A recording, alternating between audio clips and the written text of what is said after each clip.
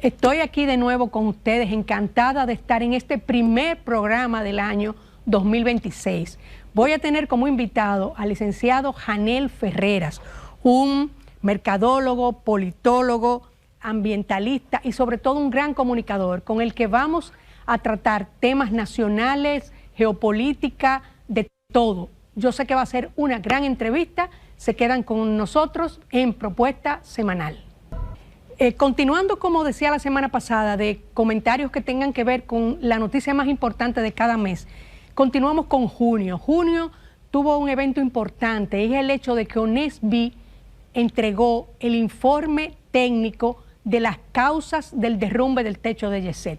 Y las motivaciones que fueron, que eran previsibles, hace que se convierta en un caso judicial.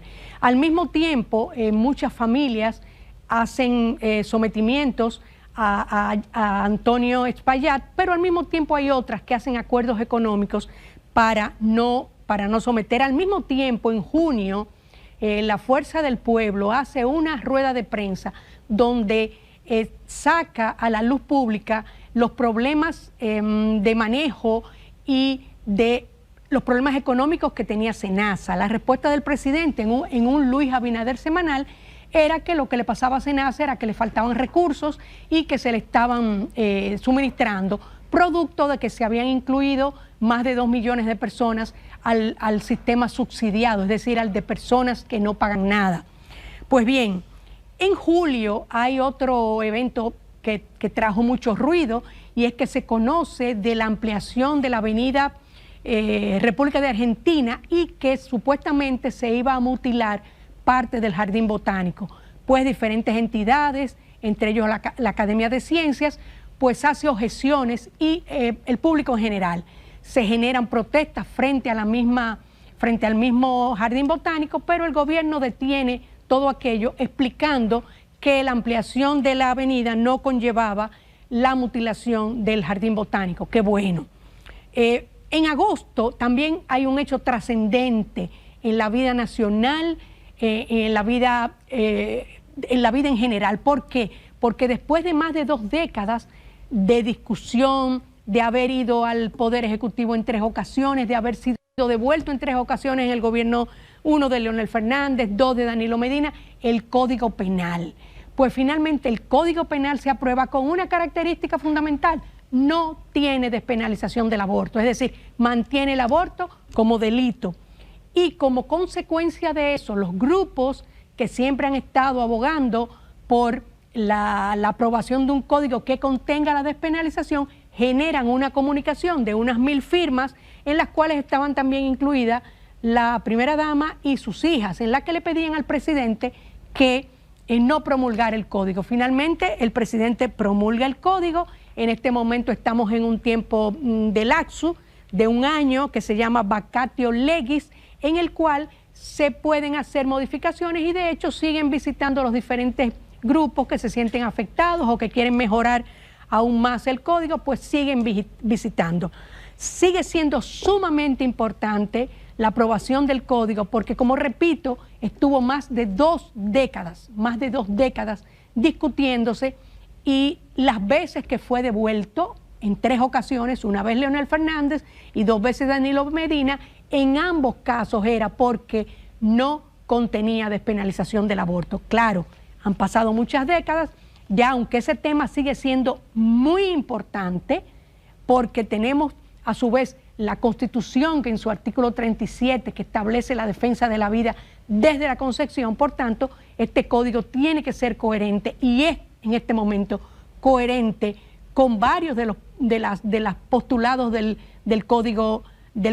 Es coherente con la Constitución, como es el caso del artículo 37, que respeta la vida desde la concepción, como es el caso del artículo 55, que establece que el matrimonio es la relación entre un hombre y una mujer, y mantiene el derecho de los padres sobre la educación de los hijos. Pues todo esto también se mantiene preservado dentro del código que fue aprobado, además de que es un código que contempla penas mayores, que contempla delitos que evidentemente no existían antes, y que ahora sí existan después de más de un siglo de funcionamiento del código anterior.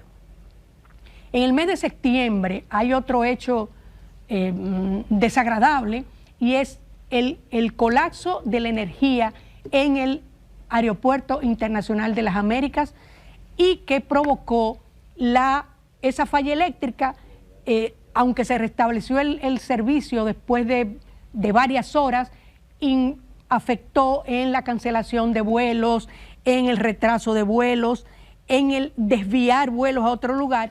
Por supuesto que se mantuvo funcionando la pista de aterrizaje y la torre de control. En el primer momento el gobierno pues reacciona ante este hecho y dice que es importante que se investigue las causas por si esto tiene que ver algo con un boicot o con un atentado, porque realmente es un atentado a la seguridad. O sea, producir el desplome del aeropuerto más importante de República Dominicana, pues por supuesto que es un hecho que hay que investigar, y que el gobierno decía que si había manos criminales en este hecho, pues tenían que haber consecuencias. Bueno, estamos ya en diciembre y no se ha vuelto a hablar de eso como ningún hecho criminal, sino simplemente una falla técnica, una falla humana. Pues continuando con estos comentarios con una intención de que sean cronológicos, llegamos al mes de octubre. El mes de octubre, por supuesto, ya estamos en temporada ciclónica, una temporada que se pronosticó como muy activa, con una cantidad importante de posibilidades de tener huracanes. La primera más importante para nosotros fue Melissa, pero claro, para nosotros Melissa fue solamente una tormenta tropical, es decir, que hubo una gran cantidad de lluvia. El gobierno manejó la situación bastante bien.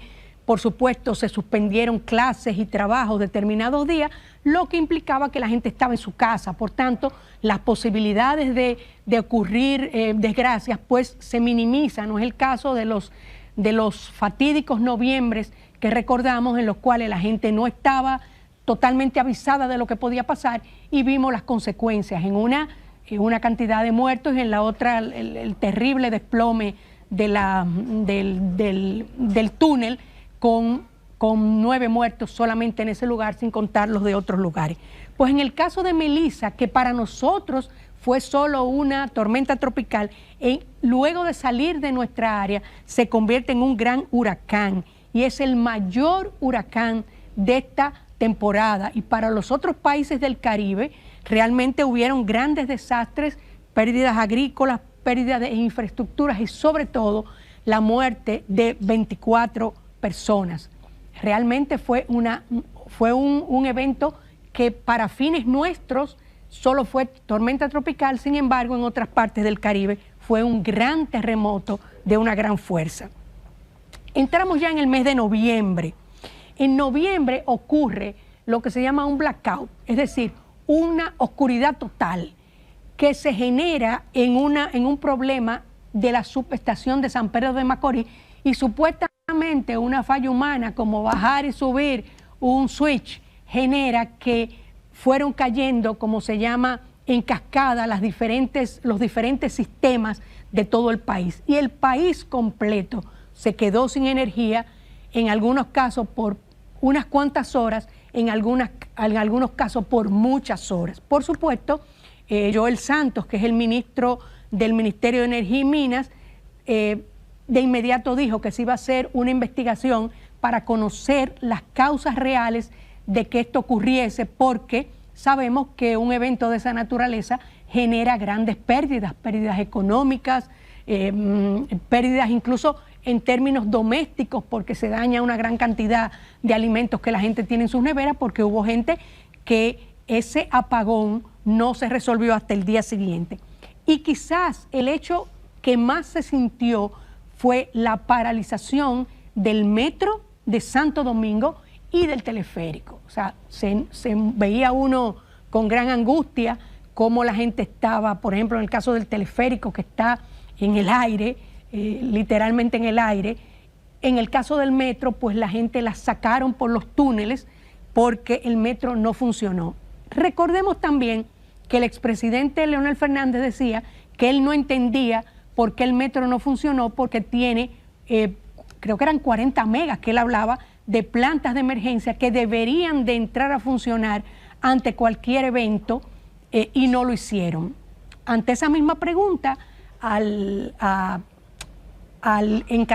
que tiene que ver con el metro, pues él admitió que sí, que lo que ocurría era que tenían fallas y que puso unas cuantas excusas y realmente él lo pagó con su cargo.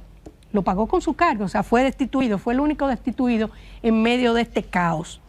Y finalmente llegamos a diciembre. En diciembre, el mes que uno espera reflexionar con tranquilidad, revisar como qué ocurrió durante el año, tratar de arreglar, vienen los grandes propósitos, pues nos han sorprendido, aunque no te ha sorprendido porque recuerden que yo dije que en junio, la Fuerza del Pueblo alertó lo que estaba ocurriendo en Senasa, pero finalmente se produce la acción del Ministerio Público tomando prisioneros a los mayores, principalmente al que había sido ya destituido de Senasa. Es un caso que no hay palabras con que describir ni entender lo que ahí ocurrió, porque nos vendieron la idea de que PLD llegó en chancleta y se va en jipeta, pero en este caso ya llegaron en jipeta.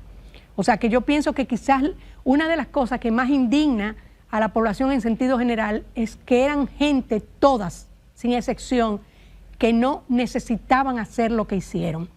Pero no podemos descartar, y de eso se ha hablado, por supuesto, de que parte de esta acción no solamente fue el enriquecimiento personal, que por supuesto que lo hay, porque dentro de las delaciones que se hicieron está, qué sé yo, hablar de 100 millones en efectivo, que uno ni se lo imagina físicamente, debe ser varias fundas negras o varias maletas, y que luego pues incluso se hacían transferencias bancarias. Yo no entiendo cómo es posible que cantidades de dinero transferido en el sistema bancario no despertara la alarma. Pero bueno, vamos a hablar de Senasa por muchos meses y quiera Dios que hablemos y que en enero no haya otra cosa más escandalosa que haga que Senasa también pues se olvide.